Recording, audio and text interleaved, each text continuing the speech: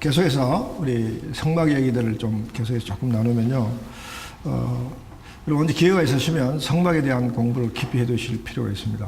이 성막은 예수님의 모형이기 때문에 우리가 성막을 통해서 예수님의 구속사역, 하나님의 구속사역을 좀 더 깊이 이해할 수 있는 그런 부분입니다. 그래서 우리가 지금 성막 공부를 할 시간은 없지만 몇 가지 중요한 얘기들만 좀 해가지고 할 텐데, 여러분 성막의 문이 동쪽에 있거든요. 이게 지금 동쪽입니다. 네, 동쪽에 문이 있고, 근데 하나가 있어요. 참 우리 하나님 참 굉장히 짓궂죠. 여러분 이 성막 주위에, 이 성막을 중심으로 이 주위에 이제 이스라엘 백성들이 야영을 할 때 동서남북 각 그걸로 세 지파씩 12지파가 성막을 중심으로 이렇게 진영을 치고, 그리고 이동할 때도 같은 그걸 이동해요. 이렇게. 예. 앞에 이제 이 법궤를 맨, 그때는 이제 성막을 전부 다 분해해가지고 다 매야 되죠. 법궤도 매고. 여러분, 다윗이 이 성막, 법궤를 옮겨올 때, 그때 소그로마에 그 법궤를 싣고 가다가 이 법궤가 떨어질 상황이 되니까 우사가 그걸 그냥 떨어지면 안 되니까 하나님인데 큰일 나듯이 그걸 만졌다가 우사가 적사했나요, 안 했나요? 표창장 받았나요? 네, 죽었잖아요. 그렇죠? 왜 죽었죠? 아니, 하나님 법궤가 떨어지는 거 막았는데 표창을 줘야죠. 하나님이 표창을 줘야죠. 왜 그래? 그 자리에서 적사하게 해버리는 거예요. 하나님 참 어떨 때 이해가 안 되죠? 근데 여러분 이걸 아셔야 돼요. 하나님 방법이라는 거. 내가 거듭 얘기하잖아요. 법궤는요, 성막, 여러분 이 가정을 읽으면요, 법궤는 고리를 어떻게 달아서 그 법궤 매는 대를 내어서 반드시 레위 자손이 매라. 매는 게 하는 방법이에요. 하나님 지시예요. 근데 이 소그로마에다가 실은 것 자체부터 잘못된 거잖아요. 엘리 시대 때 그 법궤를 빼앗잖아요. 그렇죠? 빼앗기잖아요. 블레셋 사람들이 그 법궤를 돌려줄 때 소그로마에 싣고 돌려주잖아요. 그때는 괜찮은데 왜 이거는 그러냐. 예. 예. 그때 블레셋 사람들은요, 율법을 지킬 의무가 주어지지 않는 사람들이기 때문에 괜찮아. 자기 마음대로 해도. 근데 하나님이 백성이 된 이스라엘 백성들은 신에서 언약의 구속을 받나요, 안 받나요? 여기 중요한 부분입니다. 지금 단순히 화가 난다 그게 아니라, 이 화가 난다 그렇게 처리할 문제가 아니라, 이게 바로 지켜 행함과 관계가 있다는 거죠. 이 사소한 작은 일 하나에 하나님이 진노하신다는 거예요. 이 얼마나 지켜 행하는 문제가 얼마나 시리어스한 하나님이 됐으며, 우리는 대수롭지 않게 금송아지를 만들어 우리 마음대로 막 하고도 우리는 아무 의미가 없지만 하나님은 그때 하나님 어떻게 진노하셨나요? 그 부분을 읽어보세요. 하나님이 진노했던 얘기가 출애굽기 33장 34장에 나와요. 하나님이 모세를 다 죽여버리고 모세부터 세판 잘라 그랬잖아요. 근데 하나님이 모세가 또 엄청 기도하잖아요. 그렇죠? 네. 용서해 주세요. 아니 어디 죽일 데가 없어가 하나님 백성 삼아놓고 여기 와서 다 죽입니까? 그러면 다른 민족들이 하나님 무섭게 생각합니다. 그렇게 하나님을 막 또 이렇게 막 그냥 뭐라고 해야 되나 그냥 설득하려고 막 그러고, 그러면서 모세가 정 그렇다고 하나님 나를 하나님의 책에서 내 이름 지어주세요. 그 기백이 가상해서 하나님이 이제 용서를 해주신 그런 모습이지만은 굉장히 중요한 게, 여러분, 굉장히 중요한 게요. 하나님은 하나님 방법대로 하신다는 이 사실을 철두철미하게 여러분 기억하셔야 돼요. 뭐든지 여러분 내가 내 방법대로 뭐든지 해야 되겠다 이런 생각들은 정말 하면 안 돼요. 그러니까 성경 읽을 때도 언제나 성경을 하나님 방법대로 읽고 하나님이 의도하신 게 뭐냐를 우리가 파악하면서 읽고 우리가 그 속으로 들어가야죠. 하나님을 내가 편리한 대로 자꾸 바꾸고 모디파이하고 그렇게 하면 우리가 말씀에 경건의 첫 시간 얘기했잖아. 경건의 모양만 갖춘 수 있을지언정 경건의 능력을 얻지 못한다는 거죠. 내 귀를 즐겁게 하는 서성을 많이 두는 꼴이 된다면 우리는 하나님과 우리의 관계는 없습니다. 자, 이 문을 하나로 이제 넣는 이유가요. 이 주위에 엄청난 인구가 지금 주위를 포진하고 있는데 문을 하나로 뒀다는 것은 얼마나 불편하겠어요. 그렇죠? 그럼에도 불구하고 하나님이 주시고자 하시는 영적 의미는 뭐냐면 하나님께 오는 길은 한 가지뿐이다. 아무렇게나 막 그 편리한 대로 들어오지 말라. 불편하더라도 나를 만나기 원하면 내 방법대로, 딱 한 가지 방법밖에 없고 그 방법대로 들어와라. 그 얘기를 하는 거잖아요. 그렇죠? 네. 그랬을 때 이 문이 동쪽에 있다는 의미는 뭐냐면, 이 사람이 들어올 때는 어느 쪽을 보나요? 예, 서쪽은 황혼이지, 해가 지는 쪽이에요. 암흑의 세계예요. 예, 좌절의 세계일 수도 있습니다. 우리의 문제를 안고 들어가는 거죠. 우리의 문제를 가지고 하나님께 들어가는 거죠. 나올 때는요, 문이 동쪽에 있으면 나올 때는 동쪽으로 들어가죠. 그렇죠? 동쪽은요, 해가 돋는 곳이에요. 희망이 넘치는 곳이에요. 뭐죠? 하나님을 만나서 문제 해결 받은 자들이 소망을 품고 나온다. 그런 의미가 있다는 거죠. 예. 문은 하나고 문이 동쪽에 있는 이유는 크게 있습니다. 그러므로 예수 외에 구원에 이르는 길은 없습니다. 하나님을 만나고 하나님과 함께하는 길은 딱 한 거죠. 예수 그리스도를 통해야 합니다. 그래서 제가 첫 시간에 나는 복 받으려고 예수 믿는다. 그죠? 예. 예수 외에는 하나님과 함께 할 수 없으니까. 하나님과 함께 하지 아니하고는 절대로 복을 못 받으니까. 여러분, 하나님과 함께 하지 아니하면서 복을 받는다는 그 자체가 성경적일 뿐만 아니라 우리 세상적으로 생각해요. 하나님이 천지를 창조하셨다는 그 창조의 원리로 돌아가 봐도 그건 금방 답이 나오는 얘기잖아요. 복의 근원이 하나님인데 그 하나님과 함께 하지 않고 복을 받으려고 생각하는 발상 자체가 엄청 잘못된 거죠. 우리 모든 크리스찬들이 반드시 그 생각을 하셔야 돼요. 복을 우리가 강구하고 추구하고 복을 누리며 살고 싶어하는 욕구는 모두 다 있습니다. 그 복 속에는 신령한 복, 세상적인 복, 모든 복이 다 들어있다고 그랬습니다. 하나님 우리에게 주는 복은요, 그 모든 복을 다 포함한 복이라고 그랬습니다. 뭐 순교하는 복, 그냥 교회 열심히 봉사하고 섬기는 그 복만 주는 것이 아니라 그것만 복이라는 게 아니라 잘 먹고 잘 사는 것도 복이고요, 행복한 것도 복이고요, 뭐 그냥 우리가 어떤 쾌락을 누리는 것도 복일 수 있습니다. 단 하나님과 함께 할 때, 하나님과 함께 함으로 모든 것들은 다 아름다운 복이 될 수 있는 거죠. 하나님과 함께 하기 위해서는 우리는 어떻게 해야 돼요? 예수를 믿고 있는 것만 가지고도 안 되잖아요. 예수를 믿는다고 생각하면서도 어떻게 해요? 왜 안 돼요? 우리가 이제 예수를 믿는다는 것은요, 신해산 언약으로 어프로치하면요, 소유가 바뀌었잖아요. 그렇죠? 여러분, 세례를 받는다는 거, 이제 이 바울은 출애굽해 와서 이런 과정을, 세례받는 과정을 설명하거든요. 홍련을 지나온 것을 세례받았다고 생각하죠. 세례받아 와가지고 세례받는 자가 할 수 있는 것이 신해산 언약적인 계약을 맺잖아. 우리가 언약 백성이 되고 하나님의 양자가 됐단 말이에요. 양자가 됐다는 의미는 뭐냐면 신해산 언약이 체결됐다, 그 얘기로 볼 수 있고, 그렇다면 그것이 무슨 의미냐 하면은 바로 소속이 바뀌었잖아. 이제 사탄의 소속에서 누구의 소속으로? 하나님 소속으로 소속이 바뀌었어요. 그래서 우리가 제사장 나라, 하나님의 아들이 되고 딸이 되는 권세, 그리고 백성이 되는 권세를 누렸다는 거죠. 예, 그대로 살아야 되잖아요. 그대로 살아야 그 하나님과의 관계가 유지되고 함께 있잖아요. 그걸 안 하면 하나님 관계가 어떻게 돼요? 없어져. 또 끊어질 수 있다는 거죠.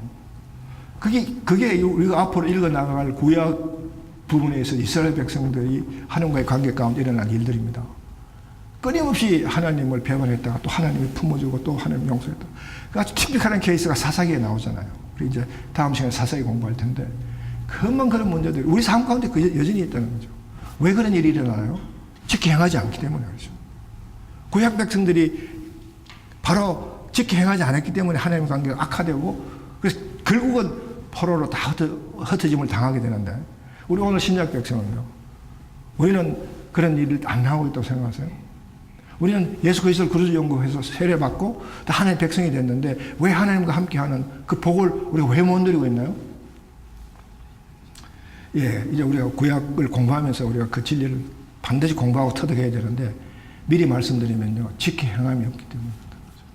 구약 백성이 그랬던 것처럼 우리도 지키 행하지 못하고 있던 그 모습들. 그럼 이 문제를 어떻게 해결해야 되나요? 여러분, 이 문제를 어떻게 해결해야 되나요? 성경을 읽어야죠. 성경을 읽고 성경 속에 하나님이 우리에게 주시는 지키 행함의 그 순종의 모습이 어떠해야 되는 걸 읽고 그대로 가야 되죠. 성경은 안 읽고 이렇게 하는 것이 순종하는 거고 이렇게 하는 것이 하나님과 함께하는 길일 것이다. 내 판단, 내 생각해가지고 내 뜻대로 하면요. 그게 바로 금송아지 예배예요. 그게 바로 금송아지 예배예요. 그러지 말라고 성막 준 거 아니에요. 그러지 말고 내 방법대로 해라. 왜 자꾸 네 방법대로 하려고 그러냐. 그게 성막의 정신이잖아요. 그렇죠? 문을 하나 준 거 불편하지. 240만의 인구가 번제단에 제사를 지르기 위해서 들어오려면 이거 막 한꺼번에 들어오면 문이 안 무너지겠어요? 압사 사건도 날 수도 있을 거고요. 그럼에도 불구하고 하나님은 문을 하나 두셨다는 거죠. 그리고 들어오자마자 놋대잔에 물 2명 이걸 쭉 거쳐가신다. 여기 보면요. 지금 이게 뭐냐면요. 이게 분향단이에요. 분향단인데 이 향을 피우는 거거든요. 이제 그러니까 지성소에 들어가기 휘장을 통해 지성소에 들어가기 전에 대제사장이 지성소를 통해서 휘장을 통해서 지성소에 들어가는 것은 1년에 딱 한 번이에요. 대속죄일에 딱 한 번 들어가요.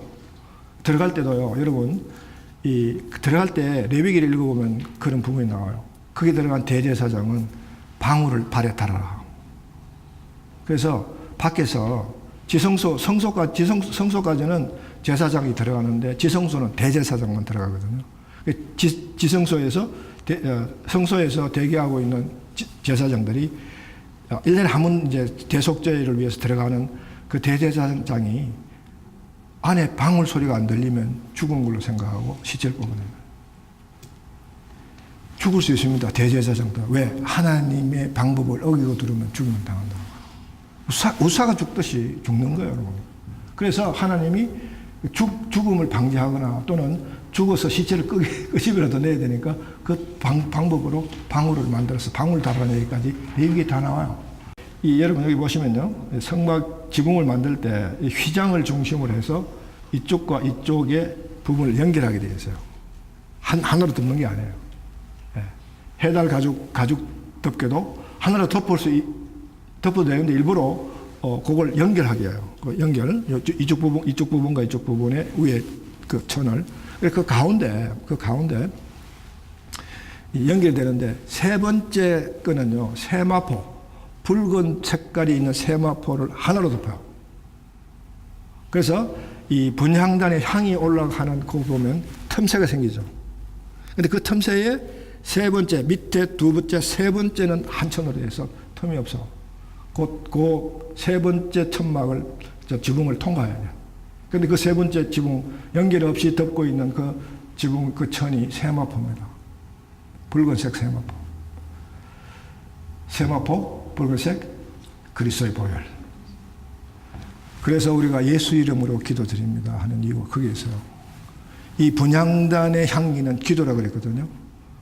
계시록에 가면요. 백보자 앞 금대접에 분향단에 오는 향기가 올라온다고 했어요. 우리의 기도가 향이 돼서 하늘 올라가서 하나님 백보자 앞 금대접에 쌓인다고 그랬다. 그러니까 분향단의 이 향기는요. 우리의 기도예요. 기도가 하늘의 백보자 앞에 올라가기 위해서는 뭘 통과해야 되나요? 다른 건 틈새로 지나가. 해달 가죽이나 뭐 이런 다른 양 가죽이나 이런 것들은 이 틈새로 연결고리로 통해서 틈새로 지나가는데 통과해야 할 부분이 붉은색 세마포 그리스도의 보혈을 통과하게 된다. 그런 의미가 벌써 이 성막을 지을 때부터 그리스도의 보혈을 통해서만이 우리가 하나님의 기도로 하나님과 함께 할 수 있다는 거죠. 그런 의미들이 성막에 담겨 있습니다. 결국 이 많은 이 성막에 대한 도구나 성막에 나와 있는 이런 여러 가지 도구나 이 기구나 이런 기구의 배열이나 이런 모든 것들이 갖는 의미가 결국 어디로 압축이 되느냐면요. 하나님 방법의 신위. 여러분 이 개념을 꼭 생각하셔야 돼요. 성경이 끊임없이 시종일관 강조하는 부분이 뭐냐면 하나님 방법이에요. 여러분 하나님으로 돌아가기를 원하시죠? 하나님과 함께 하시기를 원하시죠? 네, 꼭 기억하세요. 여러분 방법으로 가는 거 아닙니다. 하나님 방법으로 가는 거예요. 그래서 하나님은 더 그 하나님 방법을 가기 위해서 하나님 우리에게 주신 게 뭐냐면 레위기예요. 바로 이 레위기는요. 바로 하나님이 어떻게 하면 너와 내가 함께 하느냐 하는 그 방법을 구체적으로 가르쳐 주시는데 그 구체적인 그것도 핵심 뭐냐면 내 방법이에요. 여러분 이게 참 우리 현대교회에서 이게 지금 레위기나 이 성막이 지금부터 4,000년 전에 그렇죠? 1446년 경이니까 1445년 경이니까 3,500년 경이잖아. 그렇죠? 3,500년 경 그것도 전혀 문화가 없는 아직 이스라엘 백성들은요 아무 문화가 없는 거예요. 노예에서 갓 나와가지고 아무런 하나님과의 관계 가운데 아무런 문화가 없습니다. 소위 멋대가리가 하나도 없다 이 말이에요. 그러니까 하나님의 규례만 있고 하나님의 그냥 명령만 있는 그런 상태예요. 그러니까 우리 이 현대 문화에 젖어 있는 우리 소위 현대 교회 오늘날의 교인들에게는 이게 도무지 우리 삶과 연결되어 있지 않는 것 같아요. 전혀 별개고 전부 그냥 모래알 같고 말이죠. 그냥 아주 그냥 불편하게 짝이 없는 거야. 그럼에도 불구하고 오늘 이 시대에 우리가 레위기를 읽고 레위기를 공부해야 하는 이유가 어디에 있냐면요. 바로 하나님 방법대로 가자. 그게 포커스가 맞춰져 있는 겁니다. 지금까지 제가 많은 성경 공부를 인도하고 또 가서 집회도 해보고 레위기에 대해서 많은 얘기를 해봤는데 아직까지 레위기를 은혜스럽게 읽었다는 사람 한 사람도 못 봤어요. 심지어 목사님들 모여가 있는 그 집회 가도요. 레위기 공부하면 처음부터 싫어요. 레위기가 주고자 하는 핵심 진리의 의미는 뭐냐면요. 바로 이겁니다. 하나님 방법이야. 제사 제도는 오늘 안 지킵니다. 그러나 그 제사 제도에 숨어 있는 하나님 방법 그건 오늘 우리 예배 가운데 그대로 적용돼요. 함에도 불구하고 전혀 안 돼요. 오늘 우리 한국교회나 미국교회나 오늘 우리 시대 이 문화에 우리 문화식으로 드리는 이 예배는요. 전부 금송아지 예배다. 그래도 과언이 아니에요. 금송아지는 애굽의 문화라도 있잖아요. 금송아지 예배는 강대국 애굽의 문화가 녹아져 있는 하나의 리추얼이에요. 그것을 봤으니까 멋있어 보이니까 그렇게 하는 것이 하나님스럽다고 생각했겠죠. 오늘 우리도 그렇습니다. 이 세상 문화, 세상의 리추얼 이런 것들이 멋있어 보이니까 그렇게 하는 것이 하나님스러워 보인다. 이렇게 착각할 수 있다. 그게 금송아지 착각의 예배잖아요. 금송아지는 인내에서 착각에 빠진 아주 전형적인 예배 모습을 보여주는 거거든요. 그래서 하나님이 우리에게 특별히 레위기를 주시는데 레위기 가운데 거듭 얘기합니다. 귀에 딱지 않을지 모르지만은 하나님 방법이야. 그래서 레위기를 주시는데 레위기는 크게 두 부분으로 나눕니다. 1장에서 10장까지 그리고 11장에서 마지막 27장까지 우리 아까 읽었죠. 레위기의 핵심 키 구절은 11장 레위기 11장 45절에 내가 거룩하니 너희도 거룩하라. 하나님과의 거룩, 관계 거룩, 이웃과의 관계 거룩. 그래서 수직적 거룩과 수평적 거룩의 두 부분을 보여주는 구체적인 얘기다. 예. 그래서 이 레위기는요, 십계명의 강론입니다. 십계명이 사실은 어떤 데는 법이 헌법 같은 법이에요. 헌법 같은 법이고 그 헌법 같은 그 모든 법의 모체가 되는 십계명을 근거로 해서 이제 자세한 규례들이 나오기 시작하죠. 디테일하게. 그래서 레위기는 십계명의 강론편이다. 그렇게 생각하시면 되겠습니다. 그래서 그래서 십계명에 1에서 4계명까지 하나님의 관계잖아요. 그렇죠? 1에서 4계명까지가 하나님의 관계를 얘기하는 거죠. 그래서 레위기도 1에서 10장까지는 바로 그 하나님의 관계를 규정하는 세부 사항이 나와 있습니다. 그래서 제사와 제사의 규례 그리고 제사장이 어떻게 하는 건가 그런 얘기들이 나와 있고요. 그 다음에 나머지 부분들은 이제 이웃과의 관계 또는 개인의 그 보건적인 문제 그 다 이웃과의 관계 가운데 얘기들이죠. 이웃과의 관계를 어떻게 규정해 나가고 어떻게 유지해 나가고 지켜나가야 할 것인가 하는 것들에 대한 얘기들이라는 거죠. 이제 구약의 제사는요. 자기 죄를 제물인 짐승이 대신해서 죽잖아요. 그렇죠? 그런데 신약에 오면 대신 죽은 자가 누구예요? 예수님. 그러니까 예수님 영원히 단 한 번 제물이 되셔서 신약에서는 그런 제물을 리피트할 필요가 없죠. 제사는. 그런데 구약은 그게 짐승이 제물이 되어서 대신해서 죽는 그 대속적 짐승의 죽음은 1년간 유효해요. 1년 지나면 또 새로 해야 되고, 그러니까 매년 리피트 하잖아요. 그래서 그 대속제 하는 대속제일에 대제사장이 지성소에 들어가서 이제 그런 속죄 행위를 이제 하게 되는 거죠. 그랬을 때 제물을 1년에 한 번씩은 다 바쳐야 돼요. 그때 재물, 자기 대신에 죽을 재물에게 자기 죄를 전가하고 그리고 그 재물을 죽입니다. 그리고 죽이고 각을 떠서 그래서 하는데 그 재물을 죽이고 이런 행위를 누가 해요? 예, 제사자가 합니다. 제사장이 하는 거 아니에요. 예, 제를 드리는 제주. 제주가 제사장이 아니고 제사자입니다. 예배자예요. 우리가 그러니까 짐승이 내 대신에 뭐 다 죽어주고 내 대신에 다 쪼개지고 다 깨지는 거야.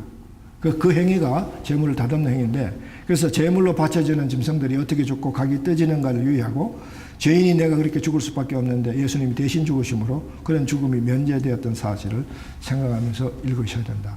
그게 은혜롭게 읽는 두 번째 방법은 우리 옛자가 그 재물들처럼 각이 떠져서 매일 죽어야 된다는 사실을 기억하면서 읽어야 된다. 자기중심성 내려놓게요. 자기중심성 내려놓는 거예요. 1년에 한 번씩 재물을 통해서 대신해서 죽는 게 아니라 신약은요 매일 내가 직접 죽는 거야. 바울은 고린도전서에서 나는 날마다 죽노라. 하물며 바울마저도 매일 죽는다면 우리는 몇 번씩 죽어야 돼요? 예, 여러분 죽는다는 게 숨통을 꺼내라는 그 죽음이 아니라 자기중심성 되는 겁니다. 그래서 우리 이 세 가지 개념, 신인이 자기중심성 개념이 그래서 중요한 겁니다. 성경을 읽으면요, 성경에 나온 인물들이 자기중심성을 죽이지 못해가지고 하나님과의 관계 가운데 일어나는 갈등, 그런 얘기들 수없이 봅니다, 여러분.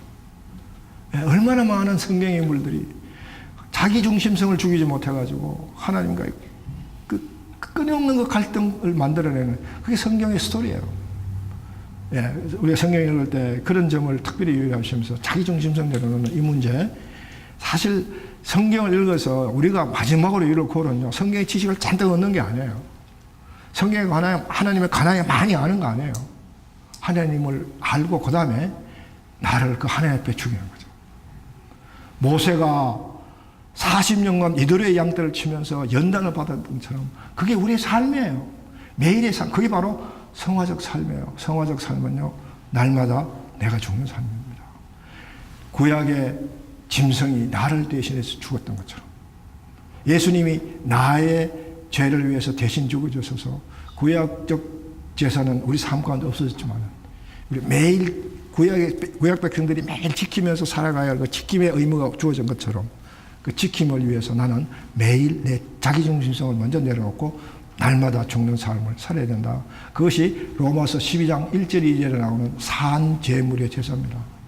산재물이 살아가는 삶이에요. 그거 위해서 우리는 자기중심을 내려놓는데 바로 레위기가 그걸 가르쳐준다는 거죠. 바로 그 모습을 레위기가 가르쳐준다는 거죠.